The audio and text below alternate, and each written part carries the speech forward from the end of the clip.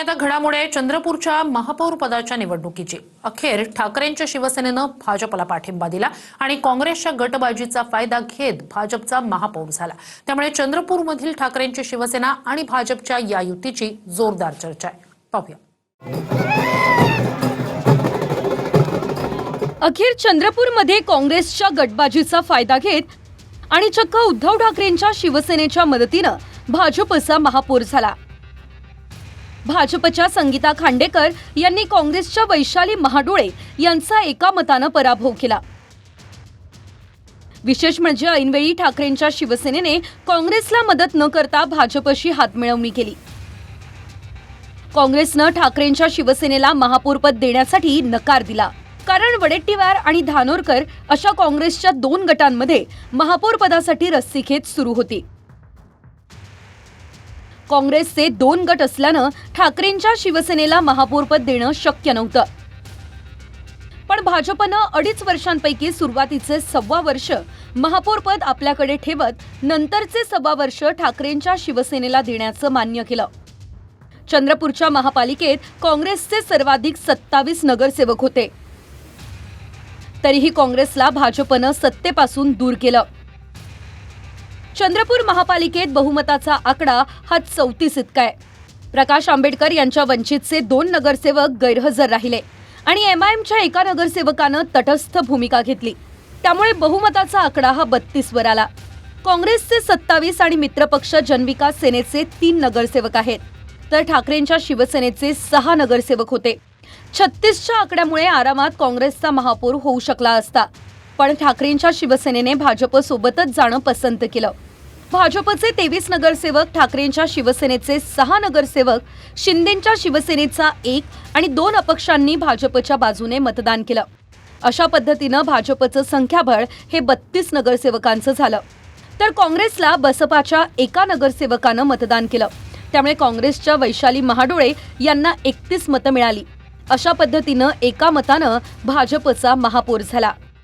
वडेट्टीवाराकडे गेलो होतो रिक्वेस्ट करायसाठी, का त्यांना आम्हाला 5 वर्षात कुठेही महापौर करायला तयार नव्हते। त्याच्या कारणाने आणि विकासाला चालना देण्यासाठी, उद्या शहराच्या विकासासाठी आम्हाला भाजपसोबत आम्ही बोलणी केली। म्हणजे आमचा विषय ठरलेला आहे। आदरणीय सुधीरभाऊ मुनगंटीवार आणि किशोरभाऊ जोरगे वारंवार आमच्या संपर्कात होते आणि त्यांच्या स्थानिक आमदार असू द्या, आपले माजी मंत्री सुधीरभाऊ मुनगंटीवार यांच्याशी चर्चा करून आम्ही आता हा फॉर्म्युला ठरवला का पहिला 1.25 वर्ष भाजपचा महापौर, दुसरा 1.25 वर्ष शिवसेनेचा महापौर आणि त्याच्यात उपमहापौर हा 5 वर्ष आणि स्टँडिंग कमिटी 1 वर्ष आणि 4थं वर्ष शिवसेनेकडे, उपमहापौर सुद्धा शिवसेनेकडे, असा हा फॉर्म्युला सध्या ठरलेला आहे। सांगायचं झालं तर वंचितची भूमिका असेल किंवा उबाडांची भूमिका असेल, ही माझ्या सोबत येण्याची तयारी होती आमच्या सोबत, परंतु त्यांना महापौर पद पाहिजे होतं।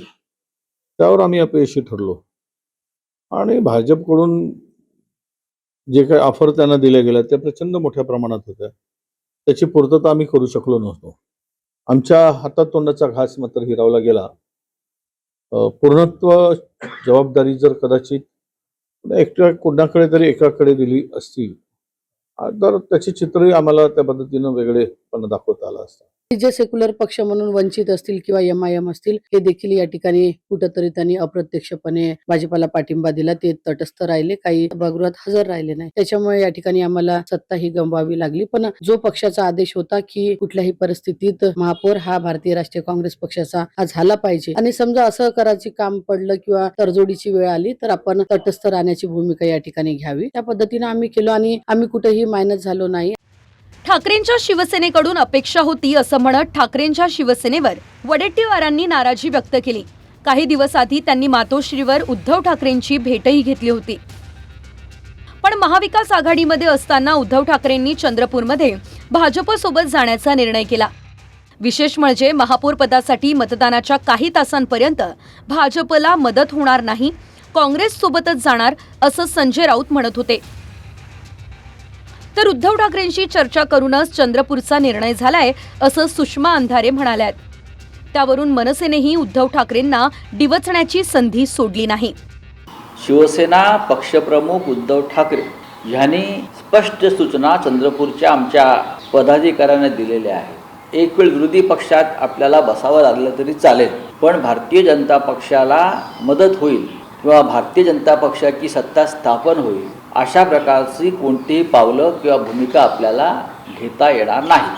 त्याच्यामुळे भूमिका स्पष्ट आहे. स्थानिकचं जे नेतृत्व आहे, विशेषतः प्रतिभाताई धानोरकर वगैरे या सगळ्या मंडळींचा काही गोंधळ संपत नव्हता.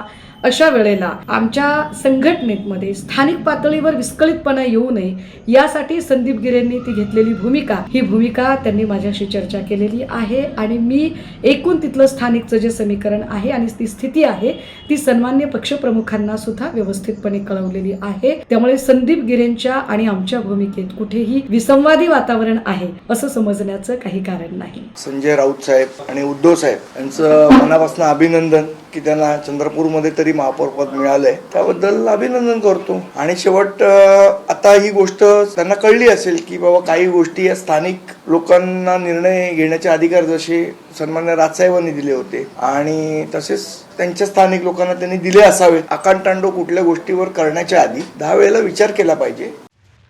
चंद्रपूरमध्ये भाजपकडून मुनगंटीवार आणि जोरगेवार मोठी खेळी करण्याच्या तयारीत होते. अखेर ठाकरेंच्या शिवसेनेलाही महापौर पदात 50-50च्या फॉर्म्युल्यात बसवून भाजपचा महापौर केलाच. माझा विश्वास आहे की आज आम्ही एकत्र आलो हे विकासासाठी, चंद्रपूरच्या प्रगतीसाठी. ही प्रगती वेगाने होईल हा विश्वास माझा आहे आणि मी स्वतः या चंद्रपूर महानगराच्या विकासाचा आराखडा करण्याचा निर्णय केला की आमचं चंद्रपूर हे महाराष्ट्रामध्ये एका उत्तम शहरापैकी एक शहर आहे. चंद्रपूरमध्ये भारतीय जनता पक्षाचे महापौर झालेले आहेत. महापौरांना माझ्या मनपूर्वक शुभेच्छा आहेत. आता त्या ठिकाणी काय अलायन्सेस आहेत, ते कुठल्या पद्धतीने केलेले आहेत याची माहिती मी आपल्याला यानंतर घेईन, त्यावेळेस देईन. चंद्रपूरकरांनी काँग्रेसला अधिक नगरसेवक निवडून देत सत्तेचा कौल दिला होता. पण वडेट्टीवार आणि धानोरकर गटाचा वाद भाजपच्या पथ्यावर पडला. वाद एवढा टोकाला पोहोचला, आपापले नगरसेवक घेऊन वडेट्टीवार आणि प्रतिभा धानोरकर हे थेट दिल्ली हायकमांडपर्यंत आले. पण अखेर या वादातून चंद्रपुरात सत्ता गमावण्याचीच वेळ काँग्रेसवर आली. निलेश दहाट, TV9 मराठी, चंद्रपूर.